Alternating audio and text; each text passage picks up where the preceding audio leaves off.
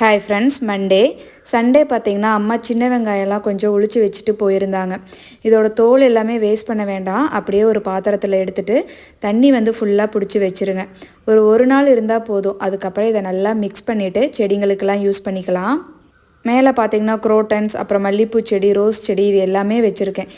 எல்லா செடிங்களுக்குமே இந்த தண்ணியை வந்து யூஸ் பண்ணலாம். மண்ணை வந்து நல்லா கிளறி விட்டுட்டு வெங்காயத்தோல் போட்டுக்கோங்க. அதுக்கப்புறமும் திரும்ப நல்லா மண்ணை கிளறி விட்டுருங்க. இந்த தண்ணியுமே எல்லா செடிக்கும் யூஸ் பண்ணலாம். நல்ல க்ரோத் இருக்கும். பூச்செடிக்கெல்லாம் பார்த்திங்கன்னா ஒரு கண்ணுலையுமே நல்லா மொக்கு வைக்கும்.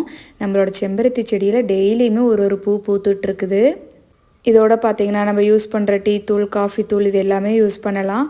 முட்டை ஓடெல்லாம் நல்லா காய வச்சு பொடி பண்ணி அதையுமே வந்துட்டு யூஸ் பண்ணலாம்.